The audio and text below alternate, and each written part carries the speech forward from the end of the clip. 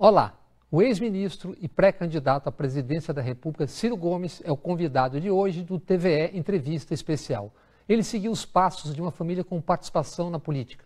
Foi deputado estadual e federal, prefeito de Fortaleza, governador do Ceará, ministro por 2 vezes, da Fazenda no governo Itamar e da Integração Nacional no governo Lula. Também já concorreu à presidência por 2 vezes, em 1998 e em 2002. É hoje o pré-candidato pelo PDT. Ciro Gomes, pré-candidato à presidência da República pelo PDT. Muito obrigado por comparecer ao TVE Entrevista Especial da TV Pública da Bahia. Prazer para mim, Bob. Vamos conversar? Você. Vamos conversar. 2 perguntas em uma. O Brasil tem discutido basicamente desde o chamado mensalão do PT, não do mensalão do PSDB de 7 anos antes, corrupção, que tem que ser conversada em uma intensidade muito grande. Mas o Brasil tem, nos últimos 35 anos, 1,5 milhão de homicídios e assassinatos. Sai o novo número hoje, 61.800 mortos no ano passado. Esse assunto só aparece nas televisões como um produto na hora do terror e do sangue. Por que se conversa tanto sobre corrupção, que se tem que conversar, e não se conversa sobre a vida humana? Uma parte da elite brasileira não quer jamais que o povo brasileiro saiba de fato o que está acontecendo. Você está falando de homicídios, foram 61 mil homicídios nos últimos 12 meses.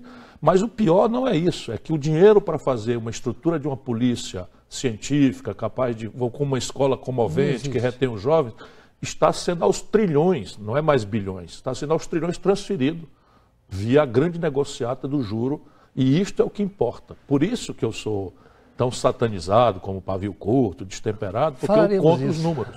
Eu falo os números. Então, não é por conta do que eu falo, às vezes, de cabeça quente, como qualquer pessoa pode ter. É o que eu falo de cabeça fria, que faz com que eles tentem me estigmatizar, porque não tem o que dizer da minha vida limpa, da minha vida pública limpa. Nós estamos falando de veiculação de informação. Sim. Boa parte do chamado mundo civilizado tem regulação econômica da indústria de mídia, regulação capitalista. Por que nenhum governo nos últimos anos aceitou, pelo menos, discutir com a sociedade, se não tem voto no Congresso? E mais, quando não discute, deixa isso andar. E Ministério Público, Polícia, Supremo, em vários momentos de tensão, acabam sendo reféns ou soando como reféns dos grandes grupos de mídia. Você tem 2 razões aí. Uma é relativamente nobre e a outra é pusilânime, viu? Né? A nobreza é de que no poder, alguém que tenha pudor, como eu, por exemplo, não vai tomar a iniciativa de fazer uma regulação da mídia, porque sempre parecerá, se um poderoso toma essa iniciativa, uma tentativa de constranger a crítica e a liberdade de imprensa, que são essenciais à vida democrática. Porque não sabe do que se trata. Isso. Porque a Inglaterra a vileza vem daí, não é? Porque o que você pode fazer é proibir, por exemplo, a propriedade cruzada de meios. Isso é feito na América do Norte. Mas isso deveria ser uma iniciativa. Agora, o mais grave, Bob, não é isso. O mais grave é que um partido como o PT, por exemplo, que teve 14 anos no poder, aceitou regulamentar a distribuição do dinheiro público para as mídias. E aí inventaram um termo que é sempre nobilitante, mídia técnica. Então você tem 70% do dinheiro público, inclusive de setores monopolistas, como a Petrobras, alocados nas grandes emissoras monopolistas da mídia, para atentar contra a democracia. Você, presidente, encaminharia... Vai mudar. Sérgio Mota tentou, engavetou na 7ª tentativa. Duas providências serão tomadas. Ambas estão na autonomia do presidente da República. A primeira é criar uma estrutura de fomento à criação de milhares de centros alternativos de difusão de informação e de produção cultural. Cooperativa de jornalistas, etc., etc., que nós vamos fazer com a compra antecipada de mídia, né, pelo governo, induzindo a criação de centenas, dezenas, milhares de centros alternativos de difusão da informação, porque o remédio para democratizar a mídia é pulverizá-la o máximo possível. E segundo, a verba será distribuída de forma completamente diferente. Qual? Será feita para a mídia regional. Você, presidente da República, quais seriam as suas primeiras medidas do ponto de vista as principais, econômica e política? É muito importante a gente evitar, né, deixar o povo pensar que você tem um milagre, uma varinha de condão que vai chegar lá. Não. A situação do país é terrível. Eu vou tentar ser o máximo explícito possível na minha proposta, porque se o povo votar em mim eu vou pedir que vote naquilo que eu estou pensando, porque isso dá muita força para um presidente chegar lá e negociar em bases de mais autoridade moral com o Congresso ou com a fração mais reativa do Congresso Nacional, que eu também vou pedir muito ao povo que, se votar em mim, não me mande para Brasília de mão e perna amarrada, votando em deputados e senadores picaretas que estão ali para ferir o interesse nacional, para perseguir o interesse popular e servir ao baronato estrangeiro e local. Agora, algumas providências são óbvias, assim, imediatamente. É preciso fazer uma profunda reforma fiscal, e eu vou abrir o debate assim que começar, e vou estabelecer 6 meses para que esse debate seja concluído. Não quero ser dono da verdade, portanto, vou convocar todos os olhares, todas as ideias, todas as coisas, porque eu quero poder dar a mão aos adversários que eventualmente eu derrote. O Brasil precisa muito disso, não para não vigiar o meu governo, mas só para aqueles 2 ou 3 assuntos agudos que são estratégicos para o país e que não é jogo de governo contra a oposição. Pretendo convocar uma auditoria da dívida pública, não é, garantindo que todos os contratos serão honrados, mas é preciso, de uma vez por todas, que a sociedade brasileira conheça o centro real do nosso problema, que é o explosivo endividamento cevado a juros sobre juros, que vem dilacerando o mundo da produção e o mundo do trabalho no nosso país. E na política? Bom, na política será isso, será a convocação, não é, de um grande debate ao redor de 2 reformas. Uma reforma fiscal, tributária, que vai envolver a tributária, a previdenciária e a questão patrimonial, que é a dívida, e uma reforma política. Então, a ideia é que você estabeleça um debate em 6 meses. O Pacto Federativo será também imediatamente, eu estou pensando entre a eleição e a posse, convocar os 27 governadores eleitos, que serão simultaneamente eleitos como o próximo presidente da República, e discutir com eles um saneamento, uma consolidação desses passivos que estão estrangulando o Rio de Janeiro, Rio Grande do Sul, Minas Gerais e mais 21 estados do Brasil.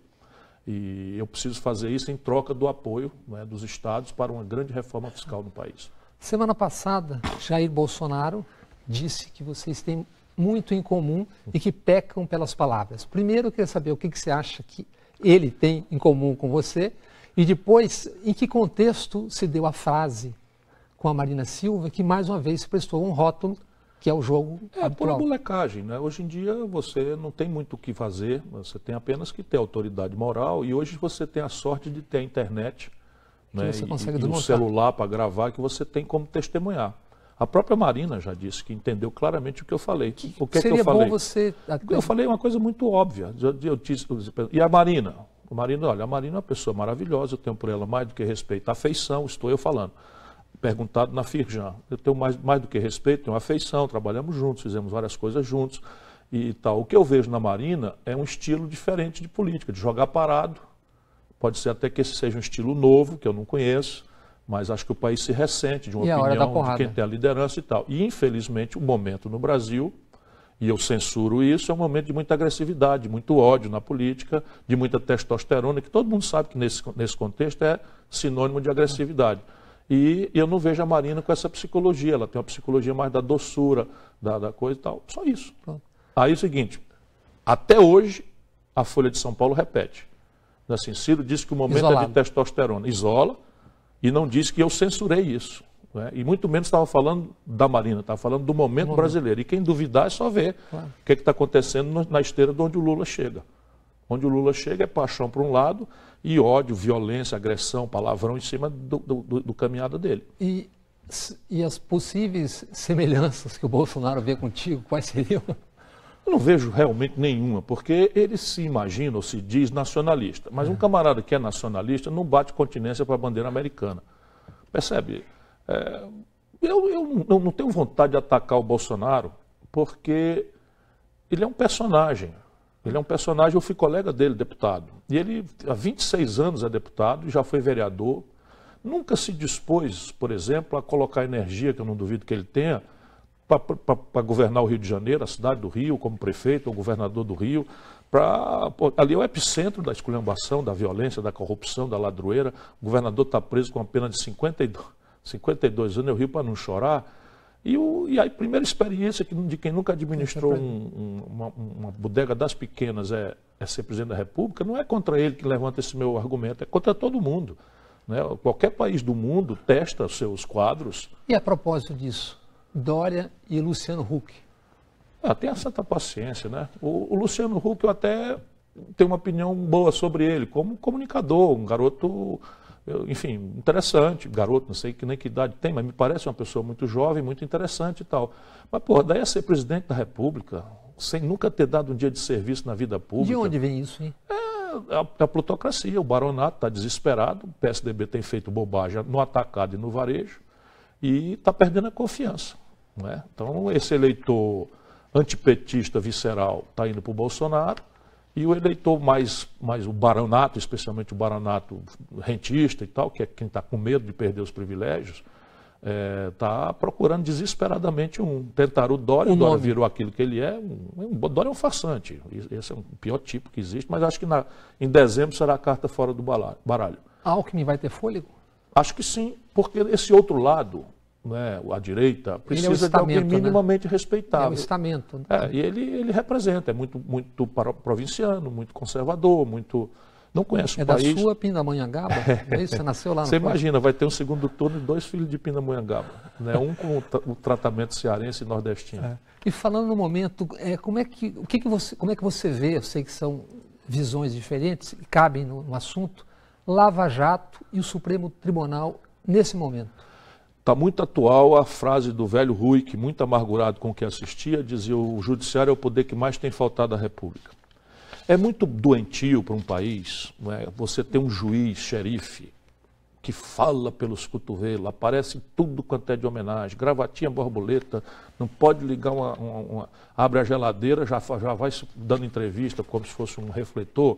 Isso não é bom. Não é? O juiz bom é o juiz severo, recatado, que fala nos autos e que, ao invés de escrever 218 páginas numa sentença, destaca na ementa da sentença a página. A página que diz assim: conforme denúncia do Ministério Público, aqui está a evidência da acusação na página YZ, na perícia tal, no testemunho tal, e não tenho. Agora, eu torço pelo êxito da Lava Jato, porque o meu coração é ligado no coração do povo brasileiro. E nós sonhamos, há muitos anos, você também, com o fim da impunidade como prêmio para a ladruagem das altas rodas. Não é? E isso parece ser uma iniciativa nessa direção. Mas é muito desagradável que se faça isso sem os devidos cuidados. E por que essa apatia da população depois de 2 anos? Não é apatia, não é apatia. O nosso povo está com medo, o nosso povo está profundamente decepcionado, porque, repare, quem pensa em política, em abstrato, somos nós, políticos, e o jornalismo. O nosso povo vive agarrado dentro de ônibus, correndo para pagar conta. Já tem 40 milhões de brasileiros negativados no SPC, 13 milhões e 500 mil pessoas desempregadas, mais de 10 milhões empurrados para o biscate, correndo do rapa nas cidades. E a última eleição presidencial, a metade, mais um pouquinho, votou numa presidenta que foi caçada na esteira de um escândalo novelizado, e o outro tirou metade menos um tiquinho, afundou também chafurdando na ladroeira e no escândalo vulgar do banditismo até... com palavrão de quinta categoria. Então é muito duro para uma nação ver os dois lados que repartiram o poder durante os últimos 25 anos no Brasil, os dois aparentemente passando para a população, que a sensação é que é tudo igual. Mas não duvide que o nosso povo está apostando nas eleições. Parecia muito claro, a mim pelo menos parecia, eu acho que tenho a impressão que vi coisas que o impeachment, que o Joaquim Barbosa chamou de impeachment Tabajara, teria consequências, quer dizer, é como você mexer na estrutura de um edifício. Agora, qualquer juiz faz o que quer, como quer, qualquer polícia. Você concorda com isso? É fato, na hora que você viola a institucionalidade central da democracia, que é a primazia do povo escolher seu dirigente central, todas as outras instituições viraram geleia. Ontem, uma juíza atrabiliária censurou o show do Caetano Veloso para o sem-teto lá de São Bernardo. Caetano que tem se declarado seu eleitor. Uma juíza baseada em quê? Proíbe um cantor extraordinário de cantar. Ele falou com a contundência dele numa frase: a última vez que me proibiu de cantar foi na ditadura. Né? E uma sequência de museus. Todo dia. Mas por quê? Porque esta direita hidrófoba perde o debate conosco nesses assuntos todos que estavam tratando. Perde o debate em corrupção, porque estão agarrados lá no Temer. perde o debate na economia porque estão afundando o país no desemprego, aí querem trocar o lugar do debate. É o leão da montanha, o leão da montanha, a saída pela direita. Eles querem trocar o debate. Então vamos agora, aproveitando que o nosso povo, não é católico, é neopentecostal, é evangélico, etc., e que é relativamente conservador em matéria de costume, eles querem que o povo, ao invés de discutir o desemprego, a violência, que matou 60 mil pessoas, eles querem que a gente vá discutir agora uma expressão de péssimo gosto artístico, que é uma performance que, se ele não tivesse escandalizado, ninguém tinha sabido o que tinha acontecido. Não, e comandados por Alexandre Frota, sim, ator de 20 episódios da Brasileirinhas. Ator pornô, que se gabou outro dia numa entrevista de ter currado uma senhora, né, de ter estuprado uma senhora. Economia, que você é do ramo e eu não sou. São uns bandidos assim, ignóbeis. Assim. Eu tenho vontade de encarar essa gente. MBL. Isso é tudo de pentelho de quinta categoria, tudo vendido. Economia, tu é do ramo, foi ministro da Fazenda. Eu estava fora do Brasil em 2011 e vi alguns economistas numa conversa que estávamos tendo, Paulo Nogueira Batista, Beluso, e eles diziam que tinha uma armadilha, ou tornou-se uma armadilha, o câmbio que vinha lá de trás do real. Traduzindo para a população, o que significa isso? Basicamente, nós descobrimos lá atrás, com o Plano Real, que você não tem condição de congelar preço, nem condição de tabelar, porque não funciona. Mas descobrimos que existe um preço, só um preço relativo na economia, que se você controlar, você controla todos os outros. A moeda. Que é a taxa, quer dizer, quantos reais você usa para comprar $1. Por quê? O povo não compra dólar, mas o povo come pão. Tenho eu repetido por aí afora para ajudar o nosso povo a entender. Então, pão, o Brasil não produz trigo suficiente para fazer o pão que a gente come. Então, a gente tem que comprar trigo lá fora e tudo que a gente compra fora tem que pagar com dólar. Então, o nosso povo não compra dólar, mas toma remédio. 80% da química fina dos remédios brasileiros, essa estúpida política econômica que nós temos vivenciado, são importados do estrangeiro. Então, se você precisava de R$4 ou de R$1,75 de real para comprar $1 de Tilenol, se o real passa para 4 por 1, como passou com a Dilma, você empobrece, você compra metade, menos da metade do Tilenol. Então o povo não compra dólar, mas anda de ônibus. O preço do diesel, 60% do óleo diesel que é consumido no Brasil, escandalosamente estão sendo importados do estrangeiro. Então o Brasil tem uma política genial de exportar petróleo bruto barato e importar gasolina, querosene, óleo diesel, lubrificantes do estrangeiro em dólar. Então sobe o dólar, sobe o preço do diesel, sobe o preço da passagem de ônibus. E aí, o que aconteceu? O Fernando Henrique manipulou o câmbio para o povo ter uma sensação de conforto até ele ganhar a eleição. Disse que não mudaria, mudou 11 dias depois. Quebrou o país. Mas aí repare, olha como a tragédia brasileira funciona. O Lula criou o movimento Fora FHC, assinou um pedido de impeachment e entregou na mão do então presidente da Câmara, braço direito, Fernando Henrique, Michel Temer. Esse. O homem a quem o Lula depois faz vice-presidente da República, de uma presidente inexperiente como a Dilma. Aí o que aconteceu com a Dilma? A mesma coisa. No dia que o Lula entregou o governo para ela, o real estava R$1,75 por dólar. Quando a Dilma acabou de ganhar a eleição, o real foi para R$4 por dólar. Então o povão se sentiu enganado. E de fato foi enganado. Você falou de alianças. Como é possível você ganhar aliança? Com quem você faria aliança? Por exemplo, você foi um crítico da aliança Dilma-Temer. Você disse que gostaria de andar junto com a Marina, que apoiou o Aécio. Quer dizer, como é que o cidadão comum entenderá isso? Primeiro temos que explicar que o Brasil é um país absolutamente fraturado. Né? Nós temos uma federação muito dispar, né? Com as coisas mais distintas das outras. Temos por força da ditadura, nós ainda estamos vivendo vamos dizer, o lado oposto. Fraturamos o quadro partidário de um jeito que poucos países no mundo têm, de maneira que nenhum presidente da República dos que se elegeram antes de nós, e daqueles que eventualmente se elejam agora, eu ou qualquer outro, chegará lá com maioria, vamos dizer, absoluta ou maioria qualificada para 3/5. Então é necessário que a população saiba que ela, ao eleger um presidente e um congresso, ela está determinando com quem o presidente tem que negociar. Então eu peço sempre para as pessoas, por favor, né, tomem muito cuidado nos deputados, nos senadores que vão usar, porque aquele que o povo der o mandato, será com eles que eu negociarei.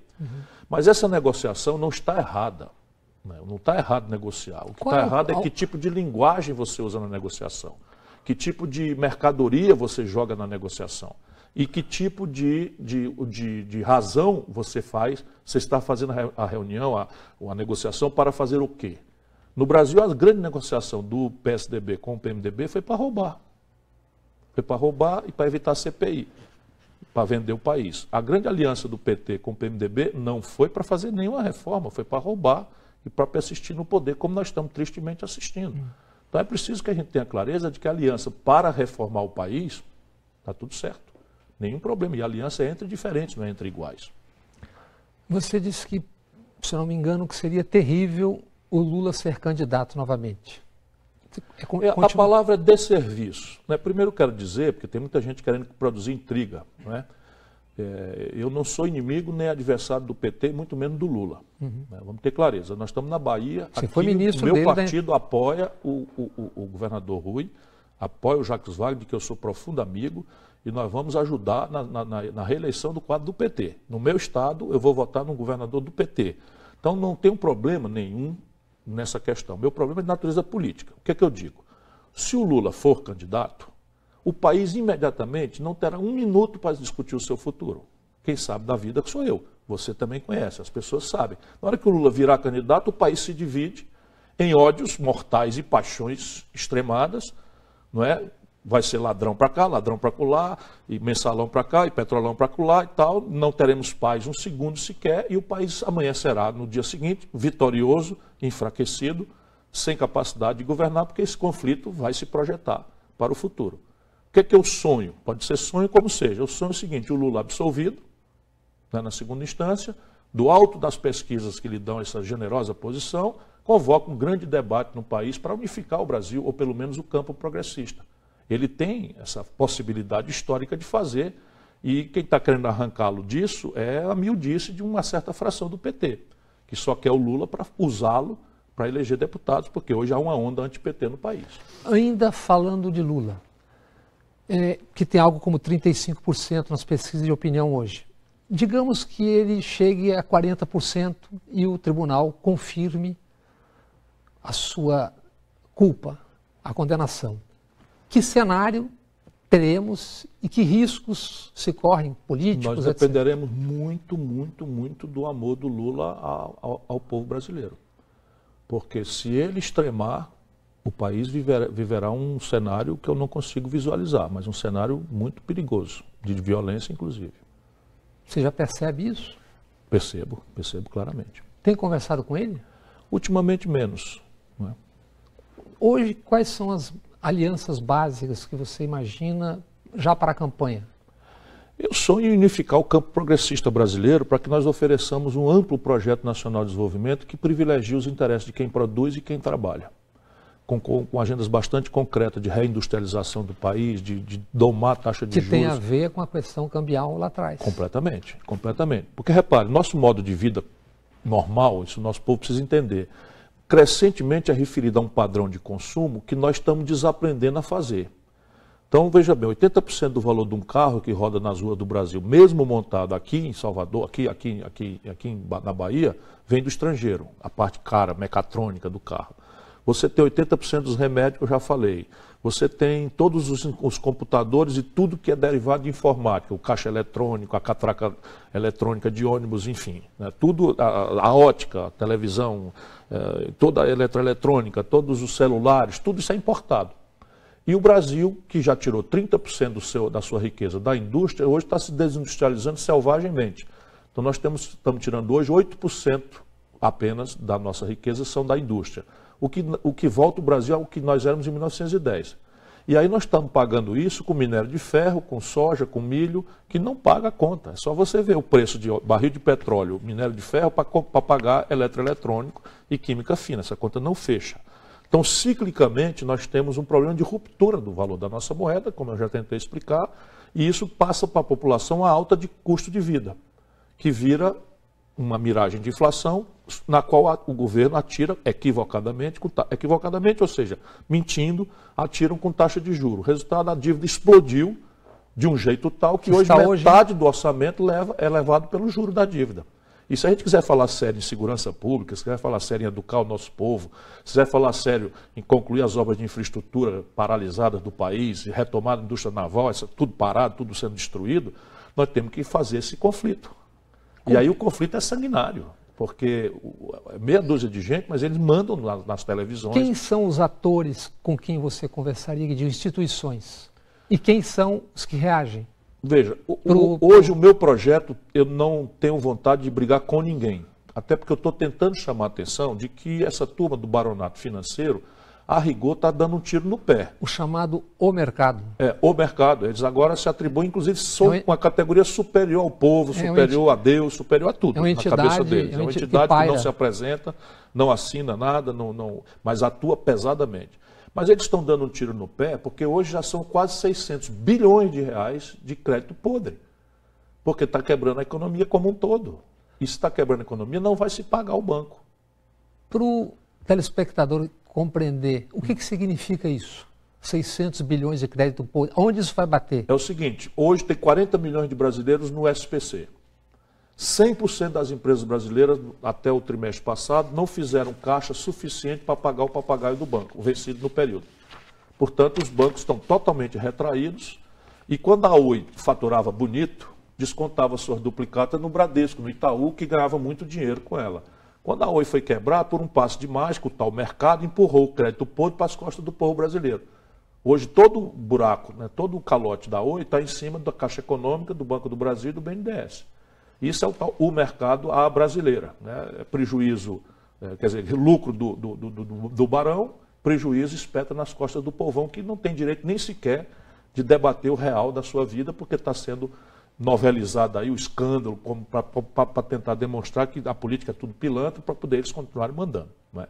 Agora, reunir a agenda de quem produz no Brasil me leva a falar com a indústria nacional brasileira. Você tem falado? Tenho falado bastante. Tenho falado bastante e é crescente vamos dizer, a remoção dos preconceitos. Porque há na cabeça do barão brasileiro, mesmo da indústria, tem uma esquizofrenia. Ele, na indústria, ele percebe que tem uma coisa dramaticamente errada.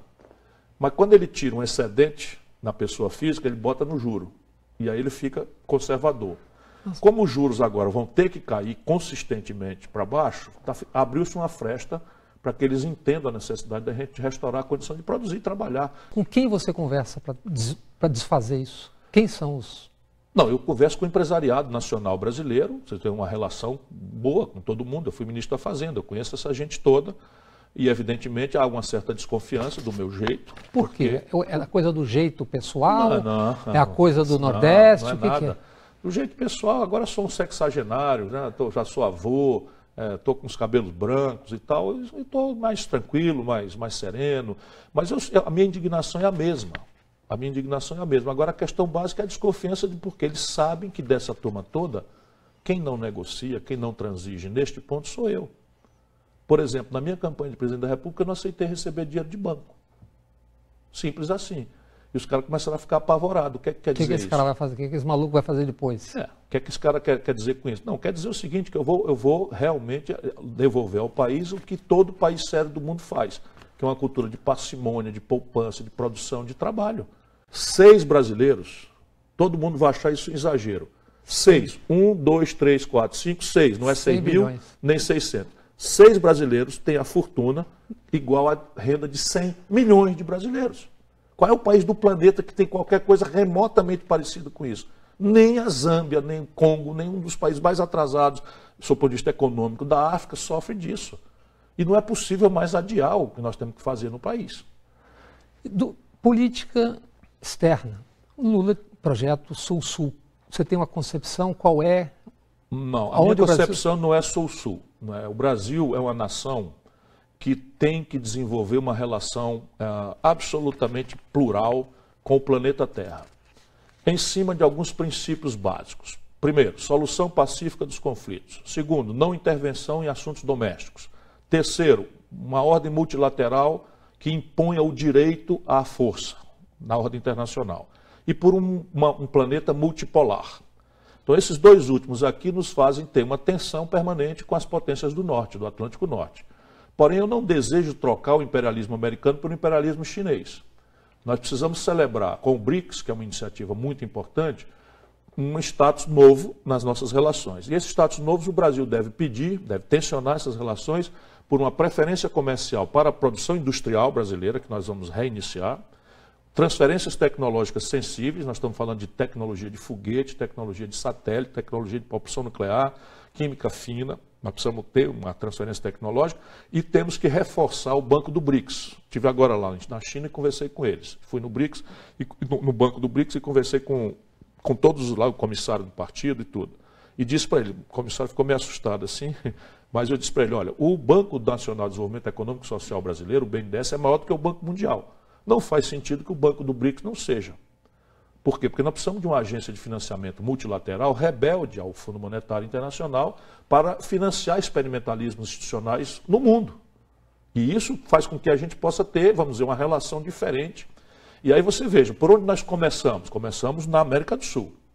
Nós precisamos voltar a restaurar a confiança do Brasil, que àquela altura estará profundamente lesada. Estes canalhas, me perdoe a palavra, convidaram as Forças Armadas norte-americanas para fazer manobras militares na Amazônia, na fronteira com a Venezuela. O Barão do Rio Branco deve estar revirando no túmulo e o Duque de Caxias com muita vergonha daqueles que envergam seu uniforme hoje. Eu não sei quem foi que pediu ou que autorizou esse tipo de procedimento criminoso. Sabe o que isso faz? Retrocede a desconfiança dos nossos vizinhos no Brasil por 500 anos. Base de Alcântara. Pois é, estão querendo entregar para os americanos. Se fizer, eu vou tomar de volta. Isso tem clareza. Nem que me matem, eu vou dizer com clareza que vai acontecer. Aliás, o que você tomaria de volta contando esse pacote? Todos os campos de petróleo que forem alienados pelo golpista que está nos governando sem autorização popular retomaria. E fora da lei de partilha, serão retomados, serão expropriados com a devida indenização. Reforma trabalhista, etc. Revogada. Você não acha que não é nada aproveitar? Não, é preciso convocar um debate sobre a nova ordem do trabalho. As novas relações, o trabalho doméstico, o trabalho de casa, o trabalho em casa, enfim, o trabalho remoto, o teletrabalho. Há uma série de novidades que, evidentemente, não estão ainda alcançadas pela legislação. Mas, em nenhuma circunstância, a reforma que nós precisamos é esta que introduziu insegurança jurídica e muito menos insegurança econômica, porque essa gente está querendo o seguinte, que um cidadão que tem a mesma jornada de trabalho, pelo mesmo trabalho, receba mais se for empregado, e o outro que faz a mesma jornada pelo mesmo trabalho receba metade se for terceirizado. Isso não existe em nenhum lugar do mundo. Como não existe professor da aula 49 anos, não existe policial correr atrás de bandido 49 anos. Então, a pretexto de que o país precisa se reformar, e nós não temos que ter medo disso, não é possível aceitar essa selvageria do defunto, do turbocapitalismo saído do século XIX, querendo vigir no Brasil no século XXI. Tem um outro problema falando de comunicação, que é a rendição, há décadas já, às igrejas, seja de que denominação for. Isso fortalece blocos conservadores do Congresso ou não é assim que você pensa? Não, não é assim que eu penso. Veja, eu vejo o comportamento de alguns deputados no Congresso, mas vejo também alguns deputados da mesma natureza que não são assim. Portanto, não é por ser evangélico... o poder de fogo. Não, o poder de fogo. Não, repare bem, eles não têm sequer 15% da Câmara. Então, não é relevante. A questão básica é o seguinte, há um fenômeno no Brasil que a esquerda precisa conhecer e ter humildade. O pensamento progressista brasileiro não está entendendo. Né? Quando o Estado brasileiro colapsou, a política colapsou, essas igrejas são o lugar onde as pessoas estão indo pagar por pertencimento. O clube. É o clube, mas não é mais do que o clube. Eles têm uma cultura de autoajuda, têm gratidão a Deus porque prosperaram nos últimos anos, enquanto a gente quis que eles acreditassem que foi o São Lula que fez. Mas tem um problema, que é a questão moral. Não, aí sim, isso é um problema do Brasil católico, não é dos neopentecostais. Não é? Eles têm a mesma agenda, não é? Que é uma agenda que a gente tem que respeitar, mas não podemos aceitar que em assuntos laicos a palavra seja feita em nome de Deus. Por quê? Porque, repare bem, não é possível a gente fazer de conta que a filha do pobre, que engravidou descuidada porque não teve os métodos contraceptivos, ou porque não teve educação, ou porque a mãe estava saindo de casa muito cedo para trabalhar, ela engravida descuidadamente, e ela, se tivesse um agasalho do Estado, um aconselhamento, ela poderia não ter a saída do aborto como uma saída trágica, não é? Que é uma tragédia o aborto. Mas a gente precisa trazer este assunto, não é, para a repercussão, porque hoje as meninas estão se matando em clínicas de aborto clandestinas, sem nenhuma condição há muito de coisa. Tempo, aliás, né? Morrem há muito tempo, mas hoje aos milhares. Né? Enquanto a rica faz na clínica boa. De onde vem essa onda conservadora, que às vezes ela é mais midiática ou não, ela está se dando na realidade? Não, ela é mais midiática. Mais midiática porque, volto a dizer, a plutocracia, o baronato, quer trocar o lugar do debate. Mudar uma moral da corrupção pela moral. Isso. Quer mudar, sim, porque a corrupção é a turma deles que está fazendo. Então, tudo bem, se o PT fez alguma coisa, a aliança nossa lá atrás fez, e fez lamentavelmente, muito pior, primeira vez na história e segunda vez na história, que o presidente da República é processado por ladroeira é o Michel Temer, campeão e vice. Não é? Quase toda a turma dele está presa. E os que não estão se homiziaram na impunidade do Supremo pelo tal fórum privilegiado. Né? O resto, está tudo preso. Né? Aqui na Bahia está o Gedel preso, né? Que é homem unha e carne. Você não teme que essa coisa... Recife teve uma sexta-feira, na quarta-feira invadiram a UERJ, que a qualquer momento apareça um cadáver? Vai aparecer. Até porque é preciso que a gente reaja. Com fascista não se conversa. Lamentavelmente. Com fascista não se conversa. Eles são avessos, eles precisam olhar, criar categorias inferiores para explicar o nada que eles são. Então eles precisam, né, ajuizar que o gay é uma coisa menor, que a mulher é uma coisa menor, que o comunista é uma coisa menor. Isso é um imã de frustrados, recalcados. Completamente, mal amados em casa, maltratados, provavelmente até ser viciados na infância, uma série de coisas. Mas isso aí não tem conversa, é preciso reprimir. Você não acha que, independente da vontade dele, o Bolsonaro personifica? Parte do eleitorado do Bolsonaro, sem dúvida. Mas há uma outra parte que está procurando no Bolsonaro agressividade contra a violência vulgarizada, como se isso fosse a solução, e ele deixa as pessoas acreditarem que é. Parte está procurando honestidade, decência, né, porque um cara agressivo como ele parece não ter rabo de palha, não sei o que e tal, e também não tenho nenhuma dificuldade de reconhecer que ele, de fato, não esteve envolvido em corrupção que eu conheça. E parte procura autoridade, dentro desse caso de anarquia e tal. Mas eu estou dizendo que este eleitor aí tem que me achar já, porque autoridade experimentada, decência já experimentada, experiência, não precisa vir com micos, né, inexplicáveis. A gente começou falando de violência. Do ponto de vista objetivo, como é que você vê, ou não tem uma varinha de condão que resolva, mas qual é a base da questão a ser enfrentada de curto prazo, para que não se mate 60 mil por ano? É uma escola atraente. Quer dizer, mas embora não seja tão de curto prazo, nós estamos com essa vivência no Ceará. Toda a parte tradicional nós fizemos e não funcionou. Então, começou em Sobral. Ampliamos muito o efetivo de polícia, melhoramos muito o salário, academia de polícia sofisticada, equipamento, viatura, armas de última geração, coletes de última geração mais leves, bota, aquele Segway, não sei o quê, tudo, até numa certa crítica foi feito. E nós conseguimos, e tecnologia, né, que não se deve explicitar bem o que é, mas nós resolvemos parte importante dos crimes mais elaborados, sequestro, roubo de carga, assalto a banco e tal. Mas homicídio e assalto explodiram, porque o sistema de justiça no Brasil, nestes casos, já funcionou. Repare, o cidadão foi preso pela polícia, foi acusado pelo Ministério Público, foi condenado pela Justiça e está segregado na convivência social num presídio até de segurança máxima. E dali de dentro comanda as facções criminosas no país inteiro. Outro dia deram uma ordem, queimaram 9 ônibus em Fortaleza. E isso aqui está nos obrigando a refletir, né, sobre que saídas nós temos para isso. Eu estou reunindo um grupo que se reúne ciclicamente no Rio de Janeiro para me dar subsídios para uma inovação. Você está correndo o Brasil, você deve estar vendo que eu vejo, por exemplo, que todas as grandes cidades do país, médias e até às vezes pequenas, tem um pedaço do território dominado pelo narcotráfico. Essa é uma questão seríssima. Um cérebro se liga a tudo isso, a gente está em estágio pré-mafioso. Como se enfrenta isso no curto prazo? É com inteligência. É com inteligência e o governo federal tem que botar a mão nesse assunto. E hoje o governo federal meio que lava as mãos, empurrando para os estados, porque não quer se mexer nisso. E quando se mexe de forma aparatosa, justo o oposto do que é eficaz.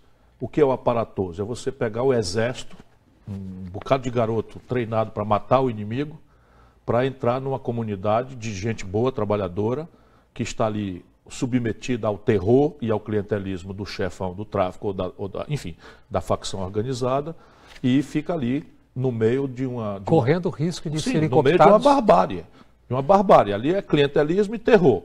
E as pessoas estabelecem uma relação para sobreviver ali e vão vivendo. Daí a pouco o Estado, que não vai lá com polícia, que não vai lá com escola, que não vai lá com saúde, que não vai lá com oportunidade para educar os jovens numa escola que preste, vai lá com o aparato do Exército Nacional, com barulheira de helicóptero, jogar bala perdida, tanque e tal, para... O que é uma estupidez. O que resolve isso no mundo inteiro é inteligência. Inteligência nesse sentido técnico do termo, para que a população nos entenda. É você mapear, né, a cabeça do crime organizado e fazer cirurgicamente a apreensão, enfim, a prisão desses chefes do código. Fazer uma, fazer duas, fazer três, segregar. Presídios de segurança máxima têm que ser ampliados, excluir a comunicação de forma absolutamente severa, né, e isso só poderá ser feito se for pelo Poder Federal. Por quê? Porque, por regra, o policial local tem a sua família morando nas mesmas comunidades. Refém. E fica com medo, né, com razão. Lá no Ceará, os policiais, quando saem paisano, botam a carteira de identidade no sapato. Essa é uma outra questão. Né? PM, seu irmão, por exemplo, quando governador, teve que enfrentar, se não me engano, o Réveillon. Na minha opinião, enfrentou mal, porque esse tipo de coisa tem que ser mão de aço. Né? Eu teria botado para fora todos os amotinados. Ele teve que se render. No primeiro dia. Eu teria. Não, a turma lá entrou, negociação, direitos humanos, não sei o que e tal. E ele acabou produzindo um fascista lá que hoje é político. Né? Aqui na Bahia foi feito o correto, prender o vagabundo, que é o que tem que fazer. Legalização das drogas. Como é que você Esse vê? é um debate que nós precisamos não ter medo de fazer. E aqui, de novo, é um assunto mundano, absolutamente mundano, onde as religiões têm um papel muito relevante, não é? Na educação, na pedagogia dos seus adeptos, mas não pode interditar o diálogo, nem que seja para chegarmos à conclusão de que não vale a pena. Né? Eu próprio não estou seguro, porque a droga é um flagelo tão grave que aonde se liberou não funcionou e aonde se reprime não funcionou também. E como é que está indo no Uruguai? Né? O Uruguai aumentou a criminalidade e aumentou o consumo também. É talvez o único caso. Em Portugal, tem uma solução alternativa em que se continua descriminalizando, quer dizer, se descriminaliza o uso, e eles acabaram estabelecendo de forma muito inteligente a questão a diferença entre tráfico e uso é a posse de o que os especialistas consideram que um dependente precisa para usar durante uma semana. Se ele for apanhado com quantidade de droga, qualquer que seja ela, né, isso é muito imaginoso lá, com o que os especialistas dizem, até 20 gramas, 30 gramas, sei lá de que tipo, né, esse daí é tratado como problema de saúde pública. E aí tem toda uma terapia de redução de danos, que é a política que nós implantamos no Ceará e que tem funcionado bastante bem. E esse é um tema que você vai enfrentar? Nós não temos como não enfrentar, porque se a gente quer trabalhar a segurança pública, se nós queremos trabalhar a segurança pública, daqueles 61 mil homicídios, basicamente você tem jovens, negros, pobres, da periferia, ou caboclos, no caso de outros lugares do Nordeste, mas sempre jovens, pobres, negros.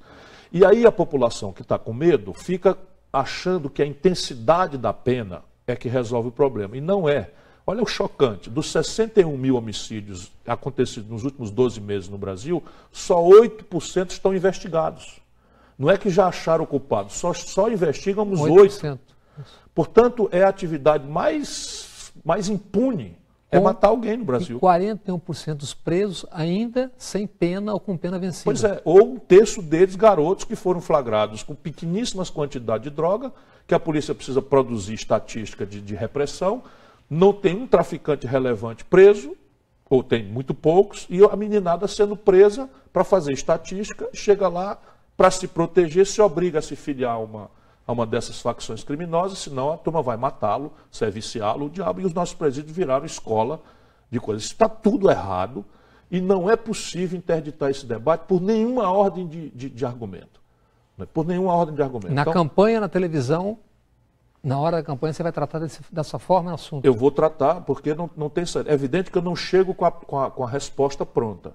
Eu apenas vou me comprometer de chamar um grande e fraterno debate no país sobre essas questões centrais. E vou botar a mão no assunto de segurança pública. Vou criar o Ministério da Segurança Pública. Já tem nome? Não, mas penso aqui em quem. Essa questão, ainda que nós estamos tratando de cotas, Nós estamos na Bahia. Como é que você vê a cota para a questão racial? Isto foi uma cópia de uma política afirmativa americana. No primeiro momento eu duvidei se isso fosse funcionar no Brasil, mas agora a consequência é absolutamente extraordinária. A quantidade de garotos que não teriam chance nenhuma, que estão se formando já, é a afirmação clara de que foi um gol de placa essa política para o Brasil. Meu medo é que isso acirrasse o conflito racial ao invés de desmontar o preconceito. Não aconteceu. Pelo contrário, é muito importante o resultado prático disso. Saúde. Qual é o seu pensamento a respeito? Se há um assunto onde o Brasil tem um conceito muito bom, que não precisa se alterar, é na saúde pública.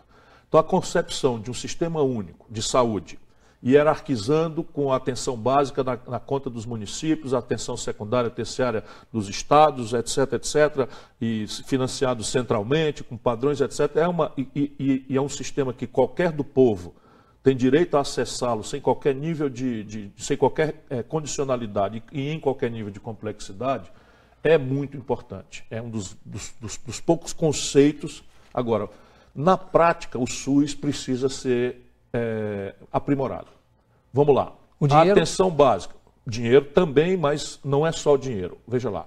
Atenção básica. Na cabeça do povo, a atenção básica é uma consulta com o remédio e ou o exame especializado. E isso está colapsando. Então, na formação, por exemplo, de médicos, o município não tem força. E aí, resultado, para você conseguir reter um doutor no interior brasileiro, no interior da Bahia, é serviço pesado. Lá se vão 15, 20, 30 mil reais de salário. E tem gente que não aceita porque você... Exatamente. Então, caímos nessa de importar médicos de Cuba, que não pode ser uma solução estratégica para um país como o nosso, porque nós bypassamos o que tem que ser feito. Episódico. E o que é que tem que ser feito? O que tem que ser feito é o Estado Nacional Brasileiro tomar para si de volta a regulação da profissão. Por exemplo, no Brasil hoje nós temos menos anestesistas do que tínhamos há 10, 15 anos atrás. Porque nós abrimos mão, o Estado brasileiro cedeu, privatizou, e a Associação dos Anestesistas do Brasil criou praticamente uma prática de cooperativas. E eles então não aceitam mais se submeter a concurso público. E aí você mata o sistema, todo o sistema de emergência, todo o sistema de cirurgia do país não funciona sem anestesista. Porque era uma defesa deles contra os maus salários.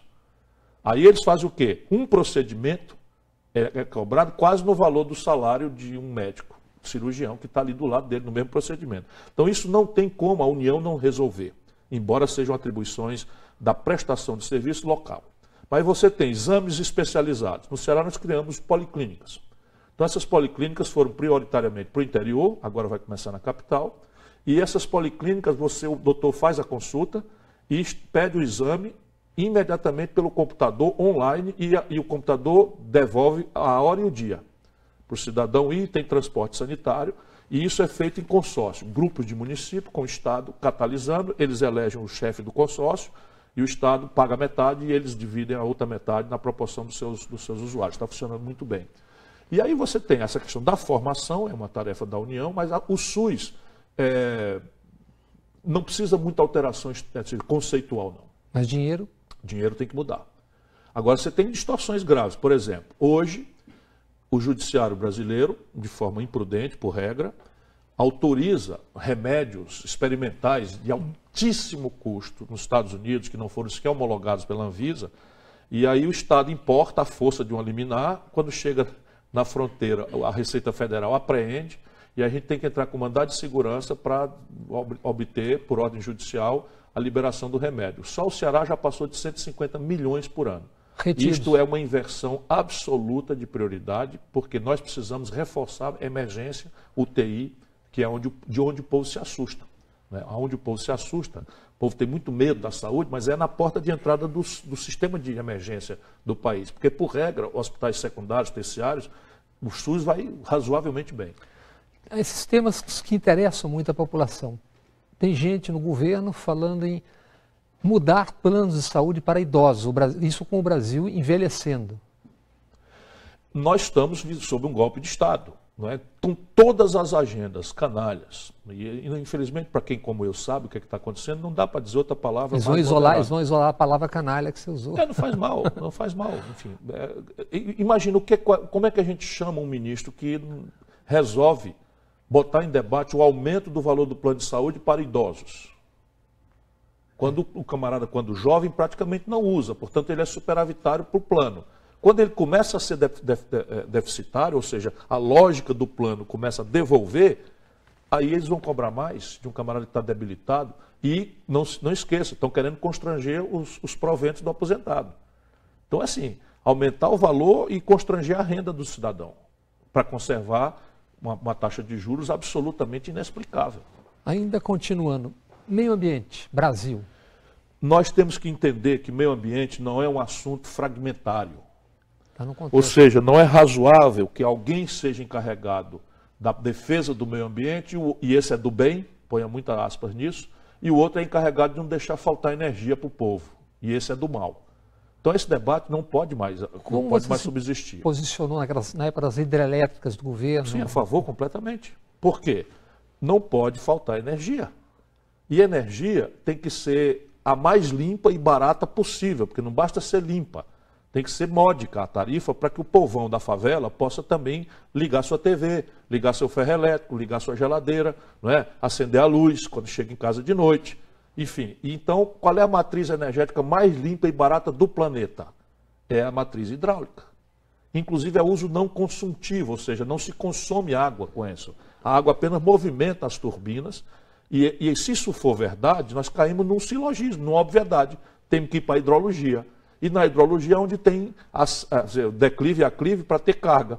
E aí você chega em Belo Monte, Santo Antônio, Giral, e hoje a tecnologia permite que você, por exemplo, Belo Monte, a cota máxima de Belo Monte é da cheia natural do rio.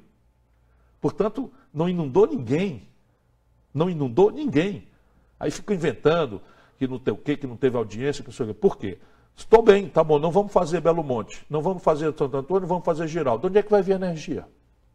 Vai vir de termoelétrica carvão, termoelétrica petróleo, que é muito mais poluente, muito mais cara, custa 4 vezes mais cara, como agora meteram a bandeira vermelha na conta do nosso povo, porque estão acionando as termoelétricas a carvão e a petróleo. Então, assim, enquanto as pessoas falam, a gente faz, né, que é um pouco a diferença. As 3 primeiras torres eólicas que entraram no território brasileiro, eu que trouxe, quando era jovem governador, e botei as 3 monumentalmente lá no Porto do Mucuripe, até hoje estão lá. E hoje o Ceará tem autossuficiência em energia só de base eólica. Veja lá, agora só que tem o seguinte, chega os BR-OBRO que a gente chama, né? Setembro, outubro, novembro, dezembro, o vento está bombando. Aí chega janeiro, fevereiro, no ano normal, o vento para. Resultado, como é que faz? Então a turma fala muito, mas não sabe do que é. Questão regional. O Nordeste dentro do Brasil. Qualquer projeto nacional de desenvolvimento, e o meu, comovidamente pela minha história, compreende, tem que entender o Brasil profundo. E o Brasil profundo, para o bem, não é só para o mal também, né, está nas regiões. Se você olhar, por exemplo, o Fundão do Mato Grosso, Lucas do Rio Verde e suas proximidades, aquilo é a Califórnia. Aquilo ali não tem crise, não tem absolutamente nada. Não é? Mas se você olhar o fundão do semiárido nordestino, você tem aí uma miséria de massa e de falta de alternativa nas culturas tradicionais de plantar milho e feijão, espiando para o céu se São Pedro vai mandar chuva e passa 5 anos sem vir chuva regular.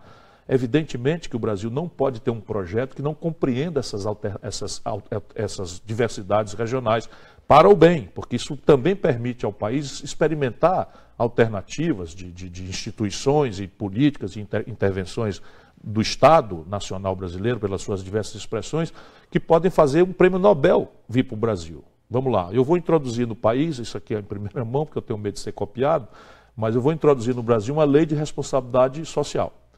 Basicamente, em bases mesorregionais, nós vamos identificar indicadores de saúde e de educação que, não atingidos em base regional, deflagram um processo de intervenção federal, estadual, naquela localidade para sanear e trazer, por exemplo, mortalidade infantil, evasão escolar para patamares que minimamente sejam toleráveis numa evolução do país. Isso muda radicalmente a nossa sorte. Ciro Gomes, muito obrigado pela sua presença aqui na TVE, que é a TV Pública da Bahia. Muito obrigado, Bob, obrigado a todos. E obrigado a você que acompanhou esse TVE Entrevista Especial. E continue com a gente. A TVE é sua, é da Bahia.